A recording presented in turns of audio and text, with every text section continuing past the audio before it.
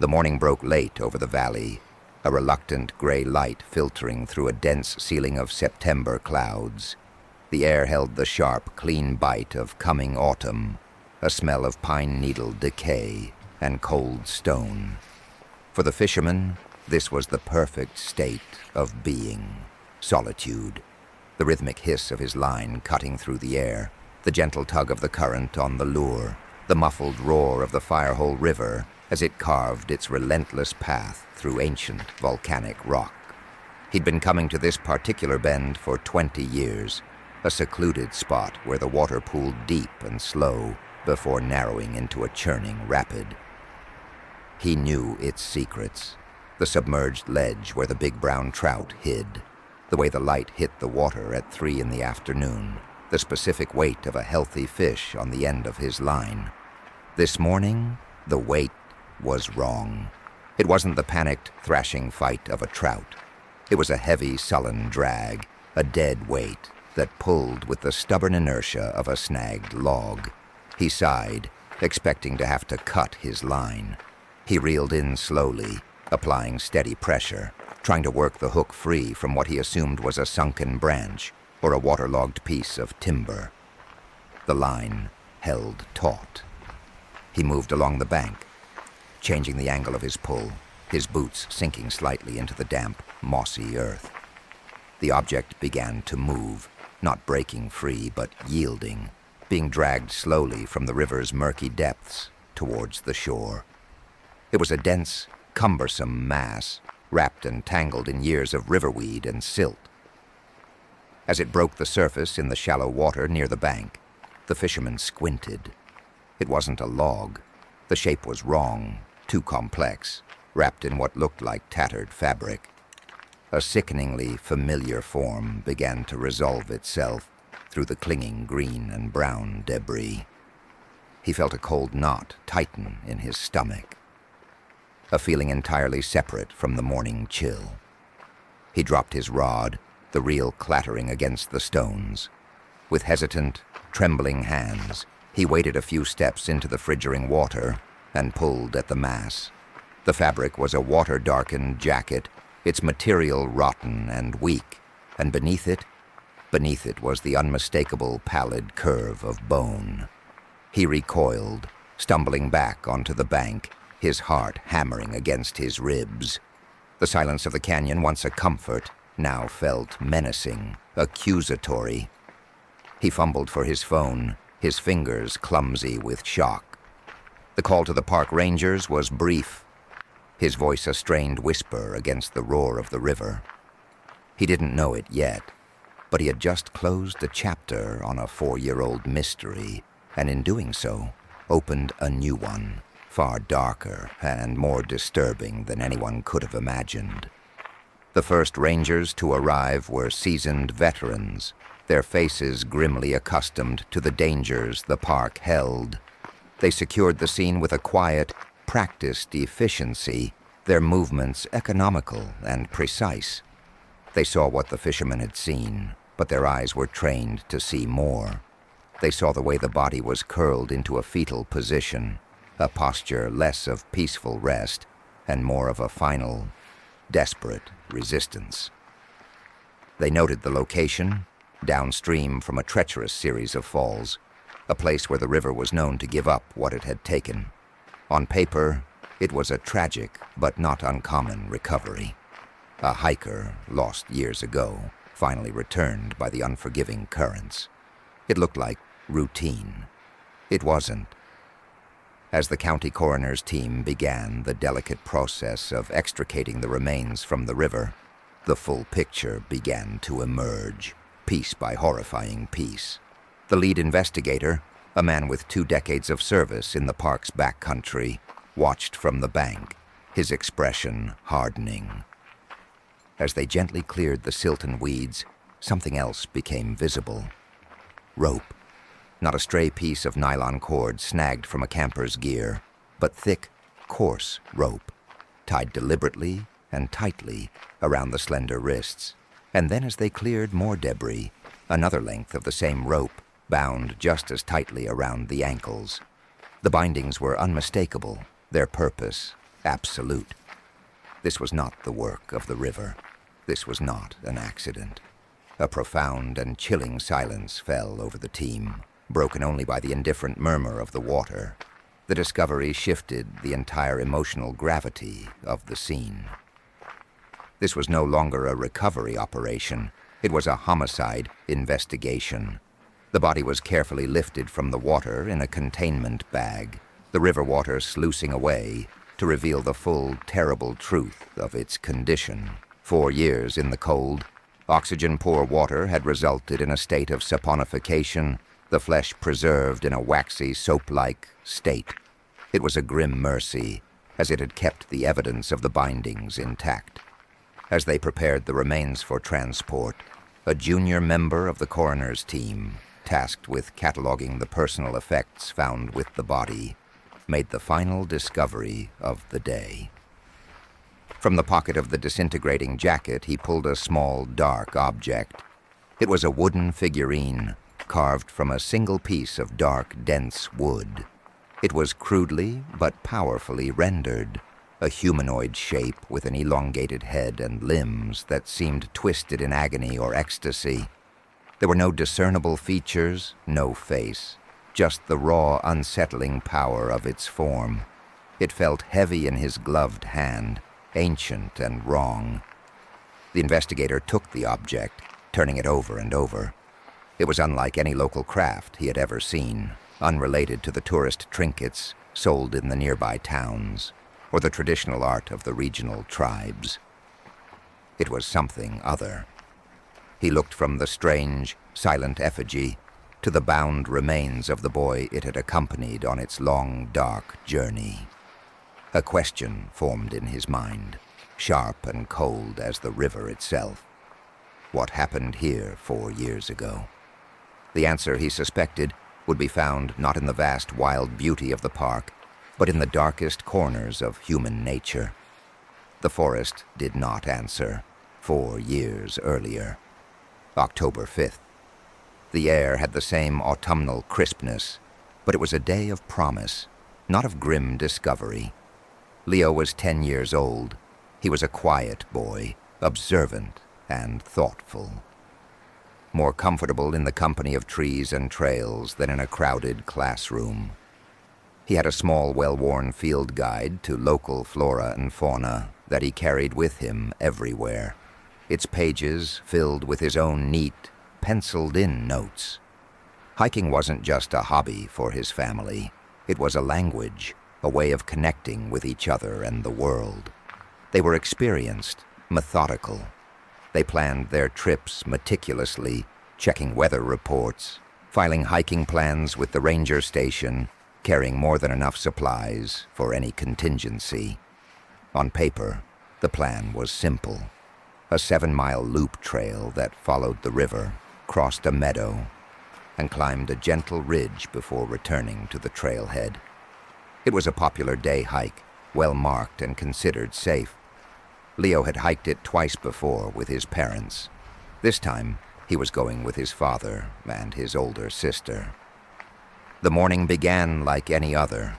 The familiar rituals of packing, filling water bottles, checking the contents of the first aid kit, the argument over which snacks to bring. Leo carefully placed his field guide and a new digital camera, a birthday present, into his small backpack. He was excited to photograph a dipper, a small bird he'd seen on their last trip that could walk underwater. His last conversation with his mother, who was staying behind to run errands, was about that bird. He promised to get a good picture for her. She reminded him to stay on the trail and keep his father in sight. He'd rolled his eyes, the way 10-year-olds do, a silent assertion of his growing independence. It was a moment of mundane, familial love that would later be replayed in his mother's mind 1,000,000 times, each detail magnified and scrutinized for some hidden meaning, some premonition she might have missed. There was none. It was just a normal Saturday. They arrived at the trailhead around 9:30 a.m. The parking lot held a dozen other cars, a comforting sign of a shared wilderness experience. The sky was a brilliant, cloudless blue. The trail plunged immediately into a dense lodgepole pine forest, the ground a soft carpet of shed needles. For the first hour, everything was perfect. Leo pointed out different types of fungi growing on fallen logs, his father naming them from memory. His sister, a teenager more interested in her phone, lagged a few paces behind. But even she seemed to be won over by the beauty of the day. The inciting incident, when it came, was so small, so innocuous, that it was barely registered as an event. They reached a fork in the trail near the river, about 2 miles in. The main path veered left, up a slight incline. A smaller, unofficial footpath continued straight ahead, following the riverbank for another 100 yards to a scenic overlook. It was a spot they knew well.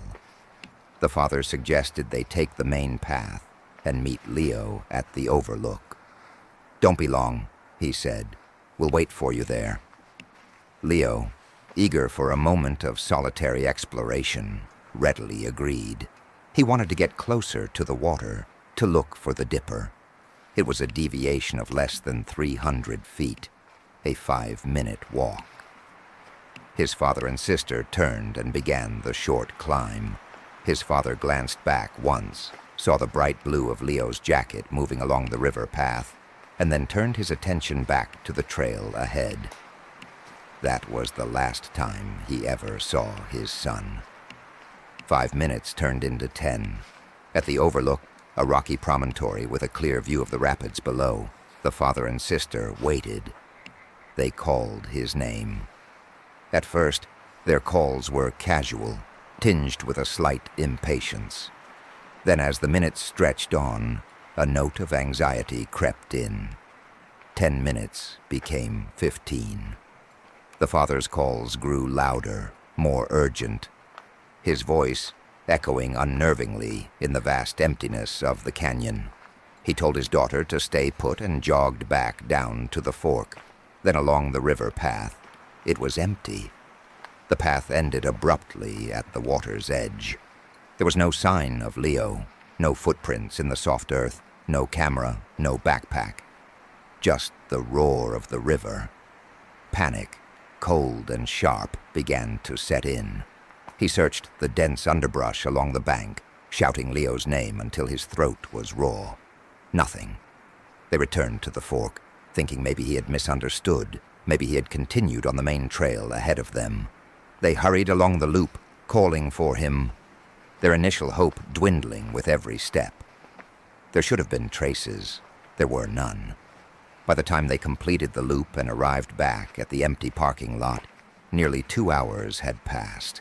The sun was lower in the sky, casting long, menacing shadows through the trees. The beautiful day had turned sinister. The call to the park rangers was made from a satellite phone, the father's voice cracking with a frantic, desperate fear that every parent instinctively recognizes. The machinery of a massive search and rescue operation began to grind into motion. Within the hour, the first teams were on the trail. But as dusk began to settle over the park, a heavy, premature darkness fell over one family's world. The initial search was predicated on a simple, logical assumption: a lost child. The first 24 hours are critical. Search teams, composed of park rangers and local volunteers, immediately began sweeping the area around the overlook. They worked through the night, the beams of their headlamps cutting sharp, frantic cones of light through the pitch-black forest. A command center was established at the trailhead, a hub of maps, radios, and grim-faced coordinators. The family was interviewed, every detail of the day dissected. What was he wearing? A bright blue jacket, jeans, hiking boots. What was his state of mind? Happy, excited. Did he have any food or water? Yes, a small amount. On paper, the search area was manageable, but reality was not. The terrain was a nightmare. The forest floor was a tangle of fallen trees and dense undergrowth, slowing progress to a crawl. The river itself was a major hazard, fast, deep, and brutally cold, with powerful undercurrents and steep rocky banks. The search was expanded. Sector grids were drawn onto topographical maps. Teams were assigned to each grid, tasked with a slow, methodical sweep. K9 units were brought in, their handlers giving the dogs a piece of Leo's clothing to scent. The dogs followed the trail from the parking lot to the fork, and then along the river path. And then, at the water's edge, they stopped. They whined, they circled, they looked to their handlers in confusion. The trail ended where the land ended. This pointed to the most probable and most heartbreaking scenario. He had slipped and fallen into the river. But his father was adamant. Leo was careful. He was terrified of fast-moving water. He wouldn't have gone too close. The search of the river began. Divers were deployed in the deeper pools. A perilous task in the powerful current. Teams in rafts and kayaks scoured the banks for miles downstream. An aerial search was launched, helicopters crisscrossing the canyon. But the dense forest canopy was like a shield, hiding the ground from above. The aerial canopy was an investigative blindfold. On the third day, a volunteer found something.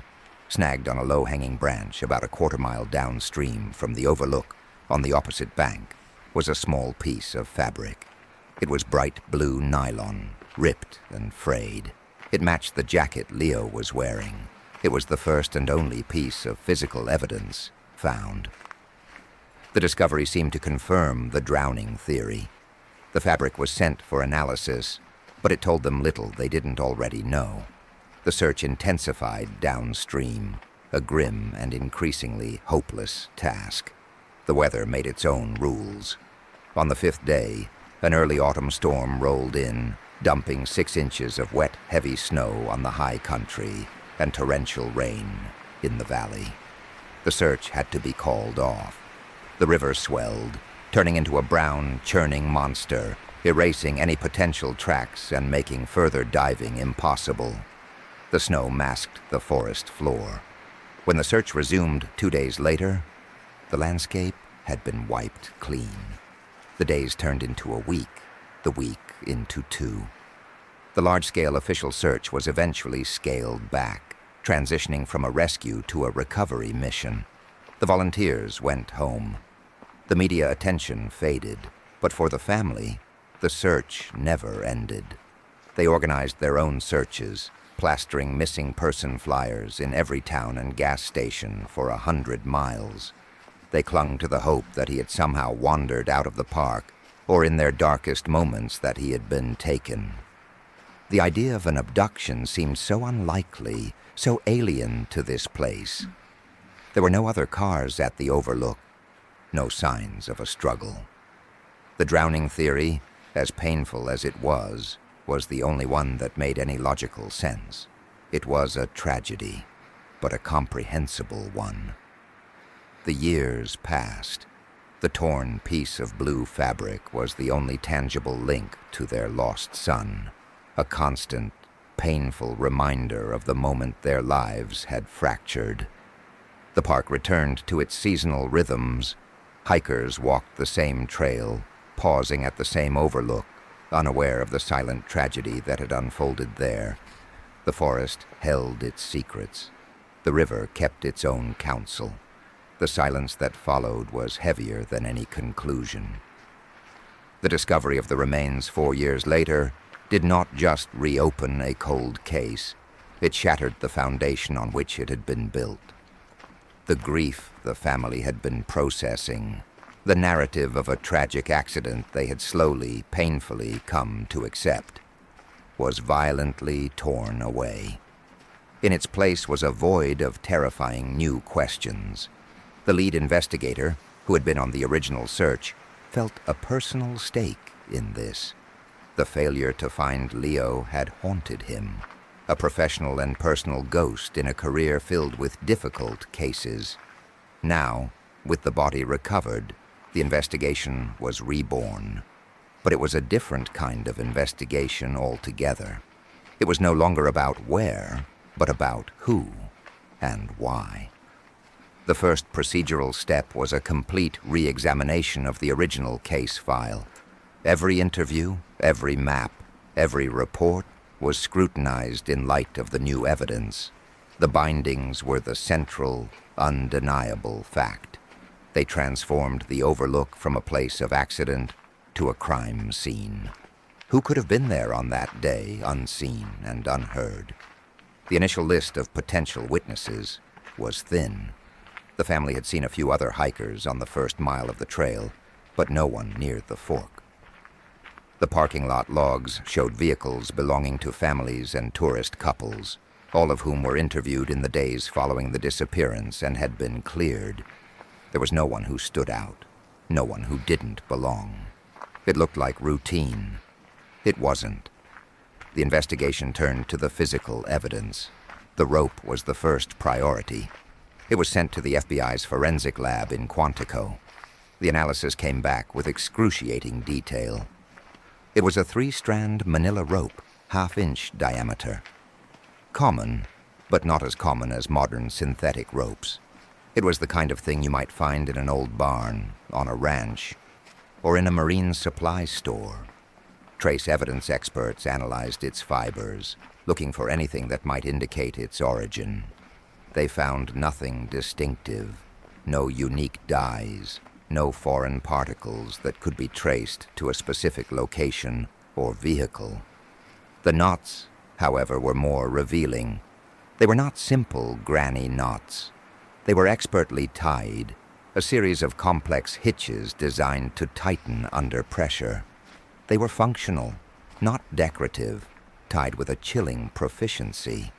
This suggested an actor with a specific skill set, perhaps someone with experience in sailing, climbing, or ranching, someone who knew how to restrain.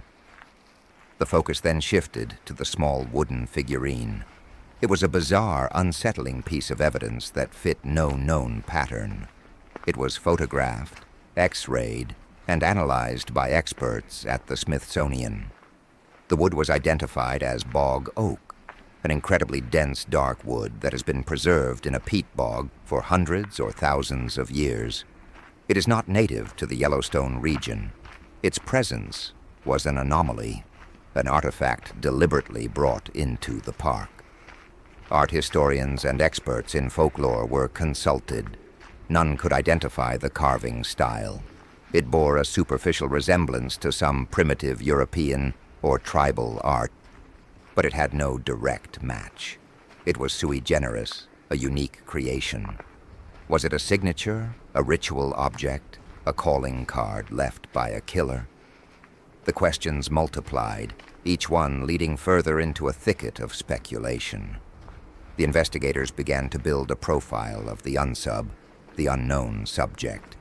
The proficiency with the knots, the choice of a remote but accessible location, the apparent ability to subdue a child and leave no trace, all pointed to a predator who was organized, patient, and forensically aware.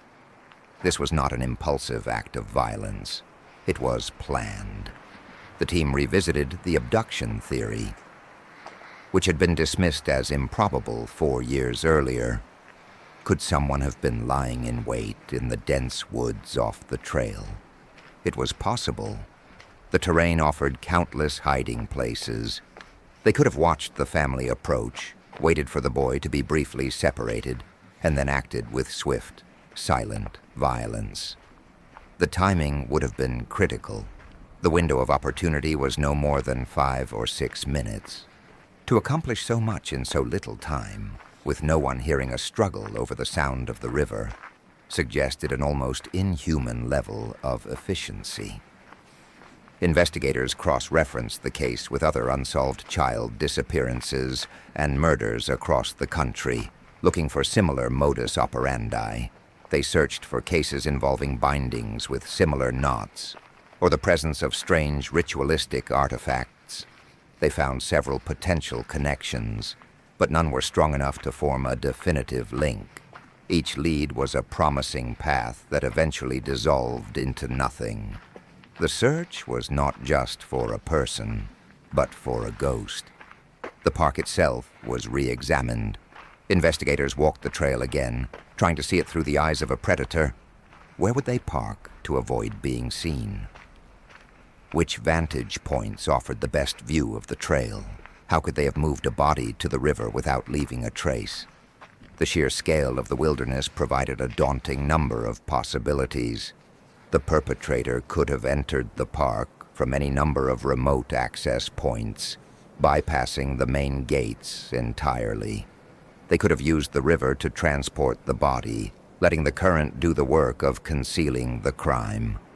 The river, once thought to be the cause of death, was now understood to be a tool used to hide a murder. The investigation stretched into months.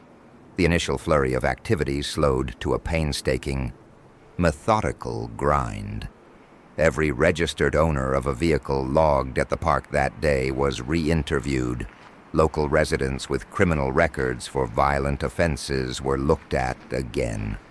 Known sex offenders within a 200-mile radius were investigated, but with no witnesses and no definitive forensic links, every path was a dead end. The figurine sat in an evidence locker, a silent, enigmatic totem at the heart of the mystery.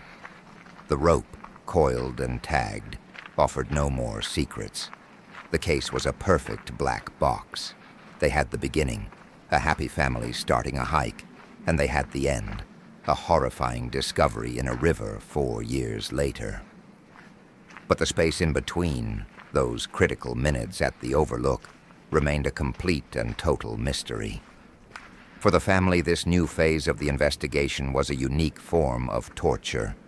The hope they had secretly harbored that their son might one day be found alive was extinguished forever. And the story they had told themselves about a slip, a fall, an act of nature, was replaced by the unbearable knowledge that someone had deliberately, cruelly taken their child. The beauty of the park, a place that had once brought them so much joy, was now a source of unending pain, its majestic vistas a permanent monument to their loss. The forest held its secrets tighter than ever. There was a killer who had walked among the tourists and the trees, performed a terrible act, and then vanished back into the world, leaving behind only a bound body and a strange wooden doll. The forensic examination of the remains provided the case with its only irrefutable truths. In the sterile, controlled environment of the medical examiner's office, hundreds of miles from the chaotic beauty of the park, the body of the boy began to tell its story. The process was slow and meticulous, a form of reverse archaeology. The forensic pathologist, a woman with a quiet, compassionate demeanor that belied her unflinching ability to confront the worst aspects of humanity, directed the examination. The first and most crucial determination was the cause of death. The state of the remains after 4 years in the water made some traditional methods impossible. Soft tissue was largely gone or transformed. However, the hyoid bone, a small U-shaped bone in the neck, was intact. There were no fractures, which often suggests strangulation, but this was not conclusive. The team conducted a thorough examination of the skull. Using advanced imaging techniques, they found what they were looking for, a series of fine-line fractures on the back of the cranium. The pattern was consistent with blunt force trauma. The blows were localized and precise, suggesting a weapon was used, something hard and likely heavy. The river could cause such injuries if a body were to be dashed against the rocks. But the nature of the fractures, combined with the bindings, painted a much clearer picture. He was likely incapacitated by a blow to the head before being bound and placed in the river. Whether he was alive or dead when he entered the water was a question that could not be answered with certainty. The pathologist's official report listed the cause of death as blunt force trauma to the head and probable drowning. The manner of death was unequivocally listed as homicide. This clinical language finalized the shift from a missing person case to a murder investigation. The bindings themselves were subjected to intense scrutiny. The ropes were removed with surgical precision, preserving the knots. A knot analyst from the state police was brought in. He spent hours photographing, diagramming, and deconstructing the knots. He identified them as a variation of a clove hitch, reinforced with a half hitch, a combination known for its security and its tendency to tighten when pulled against. They were tied with a confidence that spoke of long practice. These were not the fumbling, panicked knots of a first-time killer. They were the work of someone who was comfortable and proficient with ropes, someone for whom restraint was a familiar concept. This seemingly small detail was a significant step in profiling the killer. It narrowed the field from an opportunistic predator to someone with a specific background or hobby that required this kind of expertise. The search for trace evidence continued. The boy's clothing, what little remained of it, was carefully examined under a microscope. They found diatoms, microscopic algae, that matched the specific species found in the Firehole River, confirming this was where the body had been for the entire 4 years. But they were looking for something more. A fiber that didn't belong, a hair from the killer, a speck of soil from their car or home. They found nothing. The river had been brutally effective at washing the evidence away. The killer had chosen their disposal site well. The figurine was also revisited, this time by the forensic team. They searched for fingerprints, but the porous, waterlogged wood yielded none. They checked for DNA, swabbing every crevice, but again found nothing that could not be attributed to the victim or the river environment. The object seemed determined to remain anonymous, its origins and purpose a secret. It was catalogued, photographed from every angle, and placed in a secure evidence box, a tangible piece of the puzzle that offered no purchase. The team then turned to the boy's skeletal remains to create a biological profile. They confirmed his age, his height, and his general state of health. They also looked for defensive wounds. Were there any nicks or cuts on the bones of his forearms or hands that would indicate he had fought back? There were none. This lack of evidence was itself a clue. It suggested the attack was a blitz, a surprise assault that left him no time to react, or more chillingly, that he had been subdued by someone he trusted, someone he had no reason to fear until it was too late. The final piece of the forensic puzzle was the dental records. The comparison was swift and conclusive. The remains found by the fisherman were, without any doubt, those of the boy who had vanished 4 years prior. For the authorities, it was a necessary procedural confirmation. For the family, it was the final, brutal end to a long and agonizing period of uncertainty. The official notification was made in the quiet of their living room by the lead investigator and a victim support advocate. The news was delivered with as much gentleness as the horrific facts would allow. The confirmation of his death was a blow, but the details of how he died, the bindings, the blow to the head, were an entirely new dimension of horror. Their private grief was now a public homicide case. Their son was no longer just lost. He was a victim. The forensic revelations, while providing a degree of certainty, deepened the central mystery. The evidence painted a portrait of a killer who was careful, skilled, and methodical.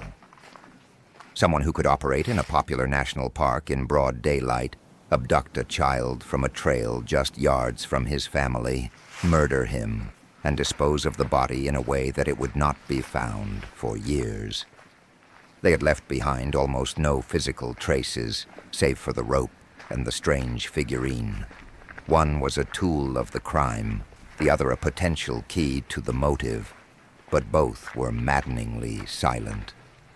The case file grew thicker with reports filled with technical data, chemical analyses, and anatomical diagrams. But the central narrative remained empty. The forensics provided a detailed picture of the crime's final moments. But the identity of the perpetrator remained a complete unknown. The scientific certainty of the lab reports stood in stark contrast to the profound uncertainty of the investigation. There was a body, there was a murder weapon, inferred. There were bindings, there was a figurine, there should have been a suspect. There was no one. The evidence had spoken, but it had not named its author. The silence that followed the final forensic report was heavier than any conclusion. With the forensic evidence establishing a clear homicide, the investigation entered its most difficult phase, the construction of theories. In the absence of a suspect or a clear motive, investigators were forced to build hypotheses from the few, strange facts they possessed. Each theory was a potential path through the darkness, and each was fraught with its own set of obstacles and contradictions. The first and most straightforward theory was that of a predatory drifter. Yellowstone National Park, like many large national parks, attracts a transient population. People move through, working seasonal jobs, living out of their vehicles, often existing on the fringes. It was plausible that such an individual, a predator with a history of violence, saw an opportunity that day. The brief separation of the boy from his family was the window. This theory accounted for the efficiency of the abduction and the lack of any prior connection to the family. The killer could have been hundreds of miles away by the time the search even began. The bindings and the proficiency with knots could fit this profile if the drifter had a background in manual labor, perhaps on a fishing boat or a ranch. The figurine, however, was a problem for this theory. It seemed too specific, too personal, to be the random calling card of a transient killer. It suggested a more complex, internal motivation. The strengths of this theory were its simplicity and its statistical likelihood. Its fatal flaw was its vagueness. It provided no actionable leads, no way to narrow down the vast pool of potential suspects. It was an explanation that explained everything and nothing at all. The second major theory was more sinister and complex, a ritualistic killing. This theory placed the wooden figurine at its center. The object was not a random trophy, but an integral part of the crime itself. The specific location, the use of bindings, the disposal in water, all could have had some symbolic meaning to the killer. This suggested a perpetrator with a highly personalized and deeply disturbed belief system. They weren't just killing, they were performing a ceremony. This theory was supported by the unique nature of the figurine and the almost ceremonial neatness of the knots. It pointed to a killer who was organized, patient, and driven by a powerful internal fantasy. The investigation delved into obscure corners, researching cults, esoteric belief systems, and individual occult practitioners. They looked for any similar crimes, however remote, that involved symbolic artifacts left at the scene. The problem with this theory was that it was almost impossible to prove. Without understanding the killer's personal mythology, the meaning of the figurine and the ritual would remain opaque. It was a compelling narrative, but one that offered few avenues for conventional police work. It risked leading the investigation into a labyrinth of pure speculation, far from the hard facts of the case. A third theory, and one the investigators were reluctant to entertain, was that the killer was someone local, someone who knew the park, knew the trails, and knew how to avoid detection. It could have been a respected member of a nearby community, a person living a double life. This individual would have the advantage of local knowledge, knowing the terrain, the patrol schedules of rangers, and the best places to commit a crime, without being seen. They could have easily blended in with the other tourists on the day of the abduction. This theory was chilling because it meant the killer could still be nearby, hidden in plain sight. Investigators re-examined everyone who lived in the sparsely populated areas bordering the park. They reviewed old tips and checked alibis, but this line of inquiry also hit a wall. There was no one in the local communities who matched the emerging profile, no one with the right combination of skills, opportunity, and psychopathy. Without a direct piece of evidence linking the crime to a local resident, it remained a deeply troubling but unprovable hypothesis. Each theory was laid out on a whiteboard in the investigator's office, a matrix of possibilities and dead ends. The case became a fixture, a permanent and frustrating presence. The lead investigator would often stand before the board late at night, staring at the photo of the smiling 10-year-old boy, the cold forensic photos of the rope, and the deeply unsettling image of the wooden figurine. The three images represented the knowns of the case, but they refused to cohere into a single understandable story. Years passed since the discovery of the body. The case remained open, but it grew cold. New cases demanded attention and resources. The investigators who worked on it moved on, retired, or were reassigned. But the file remained, passed down to a new generation of detectives, a testament to a crime that was both brutally simple and profoundly inexplicable. For the family, there was no resolution. The discovery of their son's body had provided a grave to visit, but no peace. They lived with the knowledge that the person who had destroyed their family was still free. They advocated for new safety measures in the park, for better tracking of visitors, but they knew that no policy could have prevented an act of such calculated malice. The overlook on the Firehole River is still a popular spot for tourists. They stop to take pictures of the rapids, to admire the wild, untamed beauty of the landscape. There is no marker, no memorial to the boy who took his last steps there. The only monuments are the silent trees, the enduring rock, and the constant, indifferent roar of the river.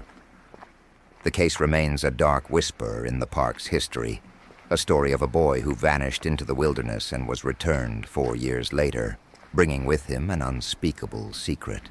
A secret held in the tight coils of a rope and the carved, silent agony of a wooden doll. The fundamental question, who did this, reverberates in the vast silence of the canyon, unanswered. The silence that followed was heavier than any conclusion.